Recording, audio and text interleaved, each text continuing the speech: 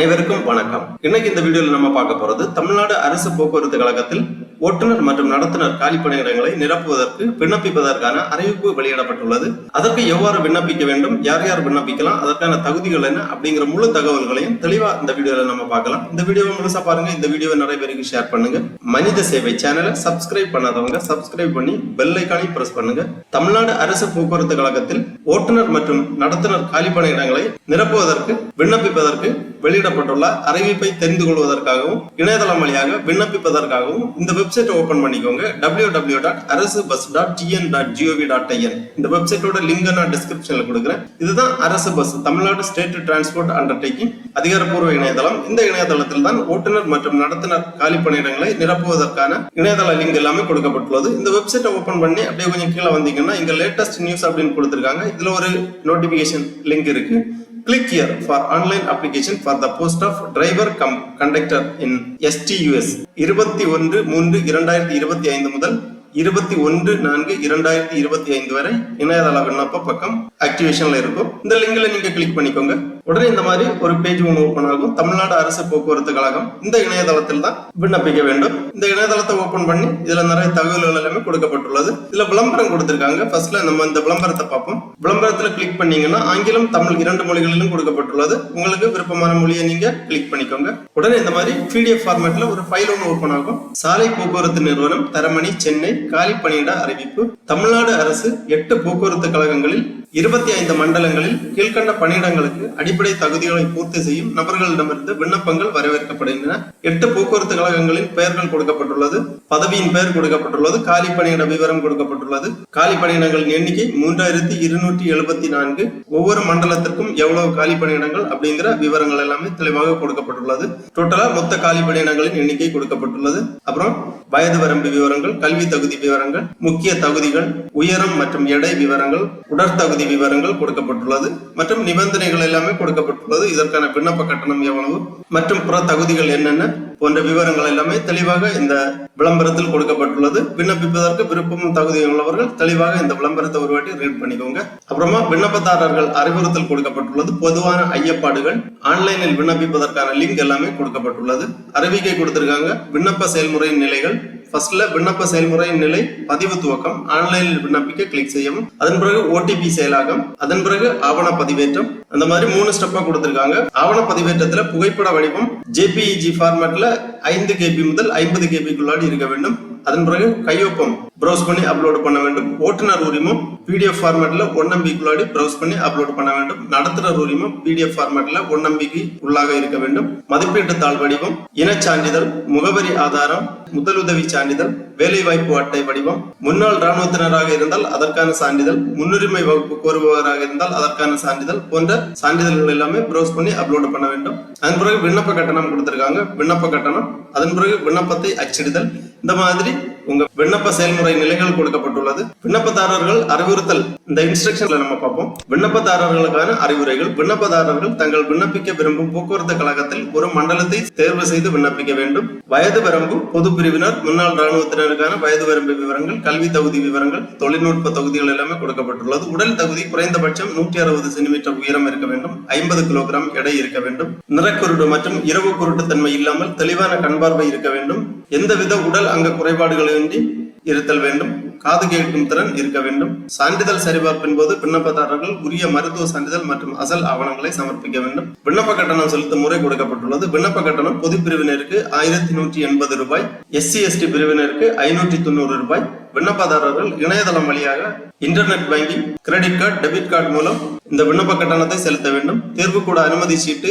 தகுதி வாய்ந்த விண்ணப்பதாரர்கள் எழுத்து தேர்வில் கலந்து கொள்ள அனுமதி சீட்டு இந்த இணையதளத்தில் இருந்து பதிவிறக்கம் செய்து கொள்ள வேண்டும். தேர்வு நடைமுறை. எழுத்து தேர்வு மதிப்பெண்களின் அடிப்படையில் விண்ணப்பதாரர்கள் அடுத்த கட்ட செயல்முறை திறன் தேர்வு மற்றும் நேர்காணலுக்கு அழைக்கப்படுவார்கள். அனைத்து தகுதியான விண்ணப்பதாரர்களுக்கும் எழுத்து தேர்வுக்கு பரிந்துரைக்கப்பட்ட வழிகாட்டுதலின்படி அனுமதிக்கப்படுவார்கள். வினாத்தாள் தமிழில் மட்டுமே வடிவமைக்கப்பட்டிருக்கும். விண்ணப்பதாரர்கள் 100 மதிப்பெண்களுக்கான எழுத்து தேர்வில் கலந்து கொள்ள வேண்டும். எழுத்து தேர்வு 10ஆம் வகுப்பு பொது தமிழ் 50 மதிப்பெண்கள், பொது அறிவு மற்றும் தொழில்முறை திறனறி தேர்வு 50 மதிப்பெண்கள் ஆகிய பாடங்களை உள்ளடக்கியது. பொது தேர்வில் கட்டாயம் 40% அதாவது 20 மதிப்பெண்கள் பெற்று தேர்ச்சி பெற வேண்டும். பொது தமிழ் தேர்வில் தேர்ச்சி பெறாத விண்ணப்பதாரர்களின் பொது அறிவு மற்றும் தொழில்முறை திறனறி தேர்வு தாள் மதிப்பீடு செய்யப்பட மாட்டாது. மேலும் ஓட்டுநர் உடன் நடத்துனர் திறன் தேர்வு மற்றும் நேர்காணலுக்கு அழைக்கப்பட மாட்டார்கள். இந்த மாதிரி விண்ணப்பதாரர்களுக்கான அறிவுரைகள் எல்லாமே கொடுக்கப்பட்டுள்ளது. தெளிவாக ஒரு வாட்டி ரீட் பண்ணி புரிந்து கொள்ளுங்கள். அதன் பிறகு இணையதளம் வழியாக விண்ணப்பத்தை சமர்ப்பிப்பதற்காக இந்த ஆன்லைனில் விண்ணப்பிக்க அப்படிங்கிற இந்த லிங்கை கிளிக் பண்ணிக்கோங்க.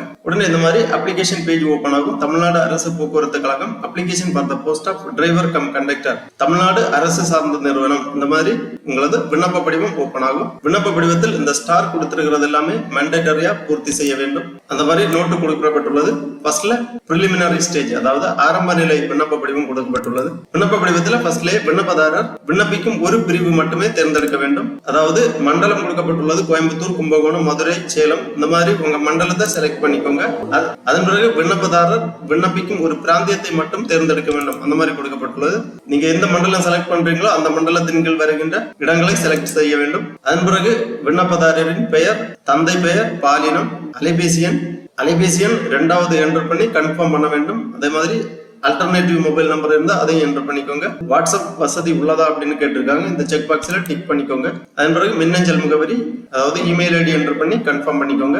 இமெயில் ஐடி ஆப்ஷனல் தான், இருந்தா என்டர் பண்ணிக்கோங்க, இல்லாட்டாலும் பரவாயில்ல. அப்புறம் கரஸ்பாண்டன்ட் அட்ரஸ் தொடர்பு முகவரி கேட்கறாங்க. உங்க முழு முகவரியை தெளிவாக பொறுத்து பண்ணிக்கோங்க. அப்புறம் பெர்மனன்ட் அட்ரஸ் கேட்டிருக்காங்க.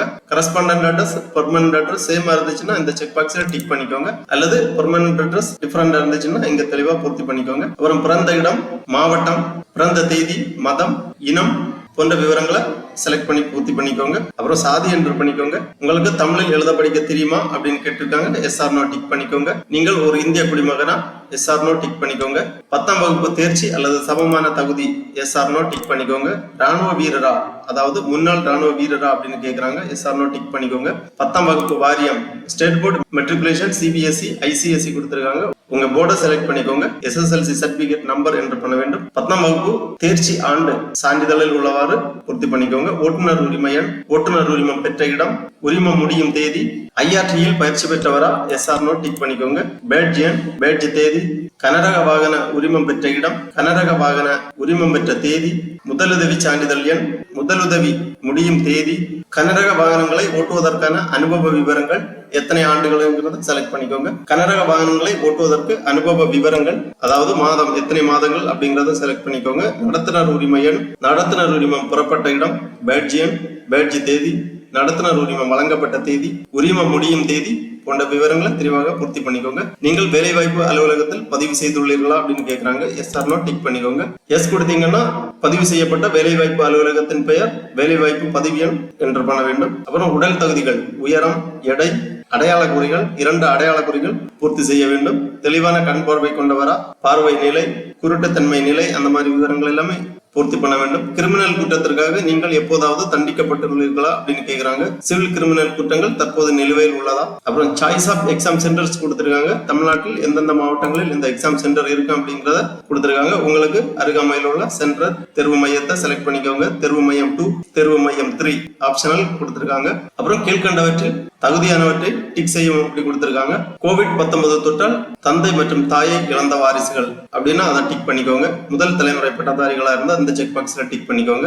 தமிழக அரசு பள்ளிகளில் தமிழ் மொழியில் பயின்ற நபர்கள் இந்த செக் பாக்ஸ்ல டிக் பண்ணிக்கோங்க. இந்த மாதிரி எலிஜிபிலிட்டி கொடுத்திருக்காங்க.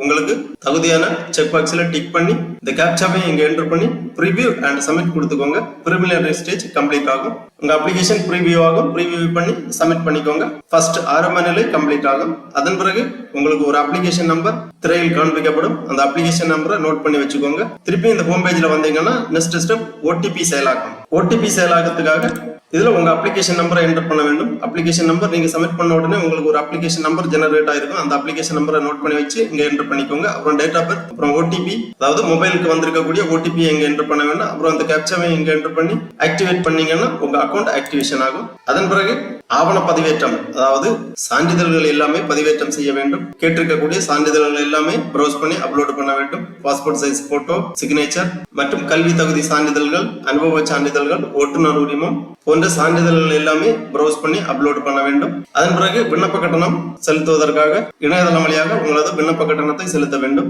பொது பிரிவினருக்கு விண்ணப்ப கட்டணம் 1180 ரூபாய், SC ST பிரிவினருக்கு விண்ணப்ப கட்டணம் 590 ரூபாய். இணையதளம் வழியாக கிரெடிட் கார்டு அல்லது டெபிட் கார்டு அல்லது இன்டர்நெட் பேங்கிங் யூஸ் பண்ணி நீங்க உங்க விண்ணப்ப கட்டணத்தை செலுத்தலாம். விண்ணப்ப கட்டணத்தை செலுத்தி முடிந்தவுடன் உங்களது விண்ணப்பம் ஃபைனல் சப்மிட் ஆயிரும். அதன் பிறகு நீங்க லாகின் பண்ணி உங்க அப்ளிகேஷன் ஸ்டேட்டஸ் எல்லாமே தெரிஞ்சுக்கலாம். லாகின் பண்றதுக்காக திருப்பி அந்த பேஜ்ல வந்து உங்க application number, date of birth, அப்புறம் அந்த கேப்சாவை இங்க என்டர் பண்ணி லாகின் பண்ணி உங்க டேஷ்போர்டு ஓபன் ஆகும். அதன் பிறகு உங்க விண்ணப்பத்தின் நிலை போன்ற விவரங்கள் எல்லாமே தெரிந்து கொள்ளலாம். இந்த இணையதளத்தில் தான் தேர்வு எழுதுவதற்கான நுழைவுச்சீட்டு எல்லாமே வெளியிடப்படும்.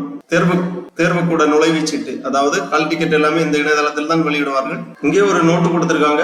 தேர்வு அனுமதி சீட்டு பதிவிறக்கம் மற்றும் தேர்வு நடைபெறும் இடங்கள் பற்றிய விவரங்கள் www.arasubus.tn.gov.in என்ற இணையதளத்தில் அவ்வப்போது வெளியிடப்படும். ஆகவே இந்த இணையதளத்தை அவ்வப்போது செக் செய்து கொள்ளுமாறு கேட்டுக்கொள்ளப்படுகிறார்கள். இவ்வாறு தமிழ்நாடு அரசு போக்குவரத்து கழகத்தில் வெளியிடப்பட்டுள்ள ஓட்டுநர் மற்றும் நடத்துனர் காலிப்பணியிடங்களை நிரப்புவதற்கு விண்ணப்பிப்பதற்கு விருப்பமும் தகுதியும் உள்ள நபர்கள் இவ்வாறு இணையதளம் வழியாக விண்ணப்பித்து வேலை வாய்ப்பு பெற்றுக் கொள்ளுமாறு கேட்டுக்கொள்ளப்படுகிறார்கள். ஓகே நண்பர்களே, இந்த வீடியோ உங்களுக்கு உபயோகமா இருந்துச்சுன்னா லைக் பண்ணுங்க, ஷேர் பண்ணுங்க. மனித சேவை சேனலை சப்ஸ்கிரைப் பண்ணாதவங்க சப்ஸ்கிரைப் பண்ணி பெல் ஐகானையும் பிரஸ் பண்ணுங்க. அனைவருக்கும் நன்றி, வணக்கம்.